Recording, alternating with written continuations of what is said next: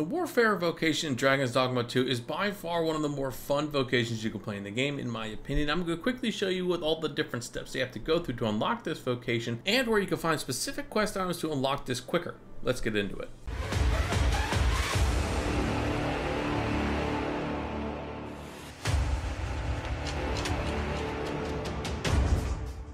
Now, if you've unlocked the Magic Archer vocation already, you will recognize the Volcanic Island Camp, which is a southeastern town inside of Dragon's Dogma 2. It's really far down there. This is also the same location that you're going to want to go to unlock the Warfare vocation. Simply make your way from Dogma through the cave systems and the Volcanic Island until you come to Volcanic Island Camp, and make your way over to where the hot springs area is. And right in front of where the entrance to the hot spring is, you will end up seeing our guy sitting right here. He will be extremely hard to miss because when you first enter into this area, he's going to start talking to you anyway about rotten eggs. Now, the long and short of this entire conversation is that he's looking for some more Newt liquor, which is a very specific liquor that you can't find very often inside of this game. This is where the questline really begins, because you have to go and find at least 3 bottles of Newt liquor. This is the part where I was telling you about in the intro, where you can prepare before you even get to this place. And this is, as you can guess, actually getting Newt liquor before you even make it to Volcanic Island. Now, there's several different ways you can do that. As you can see, here's a recipe to make it for yourself: fruit wine and saurian tails. It's a pretty inexpensive way to get Newt liquor, but it does require a lot of time getting these 2 items, so I recommend doing these other ways. The first is by far the easiest and also the closest to the Volcanic Island Camp. Is going to be at the Windwalker's home, where you actually first interact with the Magic Archer. Inside of their home, on the first table that you're going to see, is just a bottle of Newt liquor. Right there, you can pick it up, no one's going to be mad at you, easy, one done. The next 2 can only be found in Dogma.